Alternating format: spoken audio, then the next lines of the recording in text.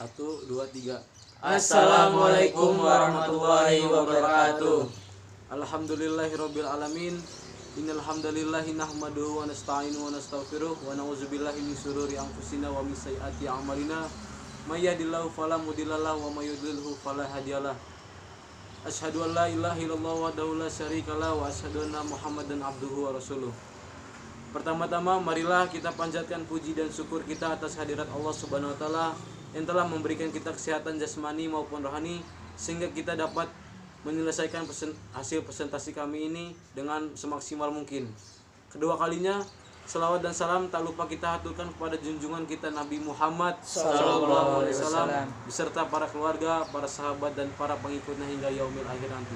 Semoga kita mendapatkan syafaat di yaumil akhir nanti. Amin amin ya rabbal alamin.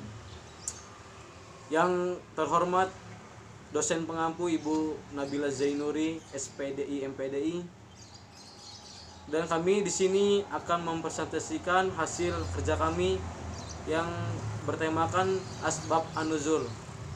Saya moderator Emrido Febrizari dan sebelah saya Muhammad Alif Lutfi, dan sebelah saya juga Rahman Agustiar, dan sebelah saya juga Faris Adam. Pengertian Asbab An-Nuzul adalah sebab-sebab yang melatar belakangi terjadinya suatu pengertian secara terminologi yang dirumuskan para ulama. Menurut Az-Zarqani, Asbab An-Nuzul adalah khusus atau sesuatu yang terjadi serta ada hubungan dengan turunnya ayat Al-Quran sebagai penjelas hukum pada saat peristiwa itu terjadi. Yang menurut Az-Zarqani, Asbab An-Nuzul adalah khusus atau sesuatu yang terjadi serta ada hubungannya dengan turun ayat Al-Quran sebagai penjelas hukum pada saat peristiwa itu terjadi. Dan yang kedua, menurut As-Sabuni, Asbab An-Nuzul adalah peristiwa atau kejadian yang menyebabkan turunnya satu atau beberapa ayat mulia yang berhubungan dengan peristiwa dan kejadian kepada Nabi. Selanjutnya diteruskan kepada Muhammad Alif. Yang B, kegunaan Asbab An-Nuzul.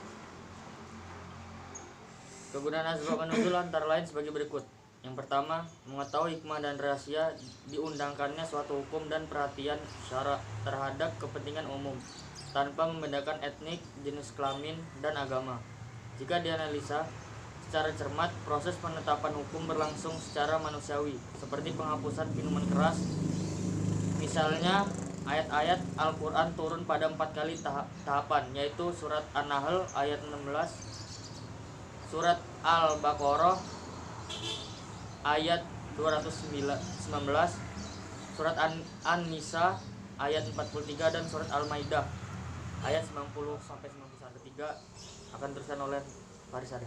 Ya, selanjutnya pengetahuan Asbab An-Nuzul dapat mengkhususkan hukum terbatas pada sebab, terutama ulama yang menganut kaidah sebab khusus. Sebagai contoh, turun ayat-ayat jihar pada permulaan surat Al-Mujadalah, yaitu dalam kasus Aus Ibnu Al-Samit yang mengizar istrinya, Khawlah bin Hakam Ibnu Sablah. Hukum yang terkandung dalam ayat-ayat ini khusus bagi keduanya dan tidak berlaku. Ya, selanjutnya di sini saya akan menjelaskan tentang macam-macam Asbab An-Nuzul. Satu, dilihat dari sudut pandang redaksi yang diperlukan dalam Asbab An-Nuzul.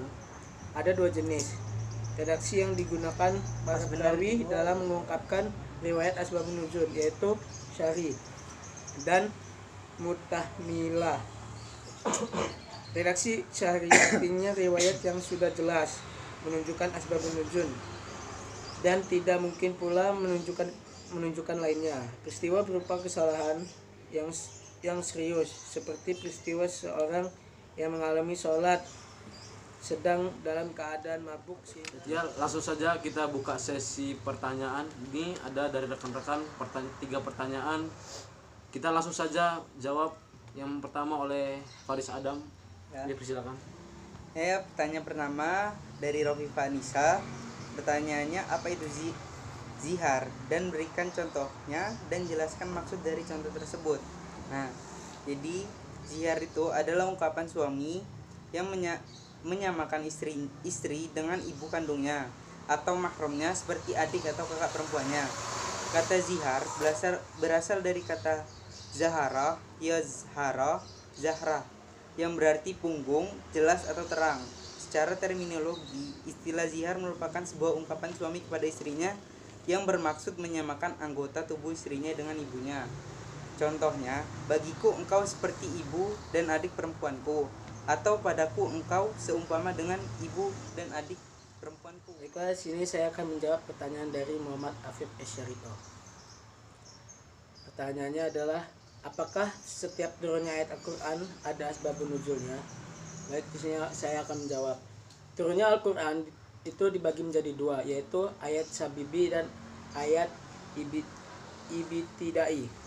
Ayat sabibi merupakan ayat Al-Quran yang turunnya dilatar belakangi oleh sebab terjadi suatu peristiwa. Dan ayat ibtidai merupakan ayat Al-Quran yang turun tidak karena adanya sebab yang melatar belakangi ayat itu diturunkan. Salah satu contoh surat yang tidak memiliki asbabun nuzul yaitu surat Al-An'am. Surat ini menjelaskan tentang turunnya satu surat sekaligus dengan diiringi 70.000 malaikat. Kemudian mereka menguraikan tasbih juga tahmid. Karena itu tidak semua turunnya ayat Al-Quran adanya asbabun nuzul. Ketiga, pertanyaan dari Evin Lutfia. Salah satu penggunaan asbabun nuzul yaitu mengetahui hikmah dan rahasia. Diundangkannya suatu hukum dan perhatian syara terhadap pendidikan umum tanpa membedakan etnik, jenis kelamin dan agama. Jadi bagaimana cara asbabun nuzul untuk mengungkap hikmah dan rahasia tersebut?